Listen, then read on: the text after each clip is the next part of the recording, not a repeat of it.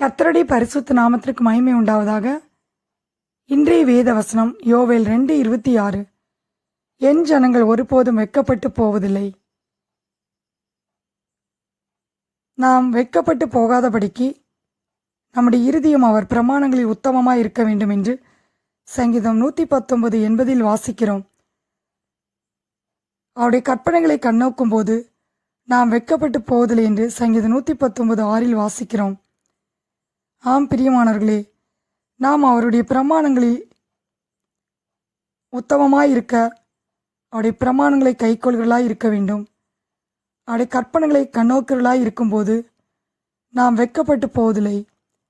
நாம் தேவனை பயக்கும்போது வெட்கத்தால் மூடப்படுவோம் என்று வேதத்திலே வாசிக்கிறோம். எஸ்ரா 9:7 வாசிக்கிறோம், எங்கள் அக்கிரமங்களின் நிமித்தம் வெட்கத்திற்கு ஒப்பு கொடுக்கப்பட்டோம் என்று. நம்முடைய அக்கிரமங்களினாலே நாம் வெட்கத்துக்கு ஒப்பு கொடுக்கப்படுகிறோம். என்னாகமம் 12:1 முதல் வாசிக்கும்போது, எத்தியோப்பிய தேசத்து ஸ்திரியை மோசே விவாகம் பண்ணியிருந்தபடினால் மிரியாமும் ஆரோனும் அவன் விவாகம் பண்ணின எத்தியோப்பிய தேச ஸ்திரீ நிமித்தம் அவனுக்கு விரோதமாய் பேசினார்கள். மிரியாம் ஆரோன் 2 பேரும், கர்த்தர் மோசையை கொண்டு மாத்திரம் பேசினாரோ, எங்களை கொண்டும் அவர் பேசினதில்லையோ என்றார்கள். கர்த்தர் அதை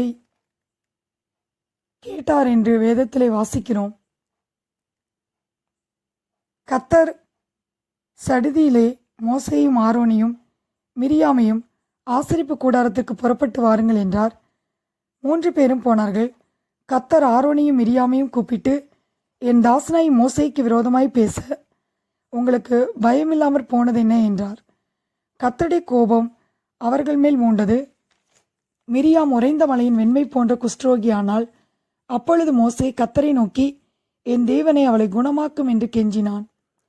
என்னாகமம் 12:14 வாசிக்கிறோம், கர்த்தர் மோசேயை நோக்கி, அவள் தகப்பன் அவள் முகத்திலே காரி துப்பினதுண்டானால் அவள் 7 நாள் வெட்கப்பட வேண்டாமோ? அதுபோலவே அவள் 7 நாள் பாளையத்துக்கு புறம்பே விளக்கப்பட்டிருந்து பின்பு சேர்த்து கொள்ளப்பட கடவுள் என்றார். மிரியாம் மோசேக்கு விரோதமாய் பேசினதை கர்த்தர் கேட்டார். மிரியாம் அவளுடைய வார்த்தையினாலே கர்த்தரை வருத்தப்படுத்தினாள்.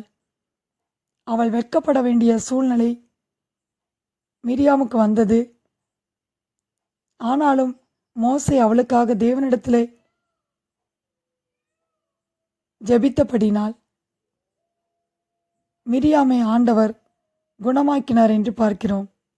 ஆம் பிரியமானவர்களே, நம்முடைய வாழ்க்கையிலே நாம் மற்றவர்களை குற்றப்படுத்தும் போது நாம் வார்த்தைகளினாலே தேவனை வருத்தப்படுத்துகிறோம் என்று மல்கியா 2:17 வாசிக்கிறோம். நாம் கர்த்தரை நோக்கி பார்க்கும்போது அவர் நம்மை பிரகாசிக்க பண்ணுகிறவராயிருக்கிறார்.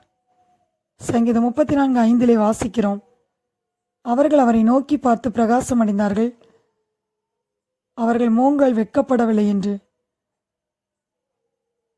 ஆம் பிரியமானவர்களே, கர்த்தர் யாக்கோப்பின் வம்சத்தை குறித்து சொல்லும்போது, இனி யாக்கோப்பு வெட்கப்படுவதில்லை, இனி அவன் முகம் செத்து போவதும் இல்லை என்று நாம் வேதத்திலே வாசிக்கிறோம்.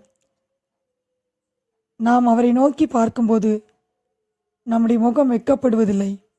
சங்கீதம் 31:1 தாவீது இப்படியாக ஜெபிக்கிறார், கர்த்தாவே உம்மை நம்பி இருக்கிறேன், நான் ஒரு காலம் வெட்கமடையாதபடி செய்யும் என்று. தாவீது கர்த்தரை நம்பியிருந்தபடியால் தாவீது வெட்கப்பட்டு போகல. ஏசாயா 49:23 வாசிக்கிறோம், அவருக்கு காத்திருக்கிறவர்கள் வெட்கப்பட்டு போவதில்லை என்று. ஆம் பிரியமானவர்களே, பிரச்சனைகளின் நேரத்திலே, உபத்திரவங்களின் நேரத்திலே நம்முடைய வாழ்க்கையில் தேவன் அற்புதங்களை செய்யும் வரை நாம் கர்த்தருக்கு காத்திருக்க வேண்டும். நாம் கர்த்தருக்கு காத்திருக்கும் போது வெட்கப்பட்டு போவதில்லை. யோவேல் 2:26 வாசிக்கிறோம், என் ஜனங்கள் ஒருபோதும் வெட்கப்பட்டு போவதில்லை. கர்த்தர் தாமே இந்த வார்த்தைகளை ஆசீர்வதிப்பாராக. ஆமேன்.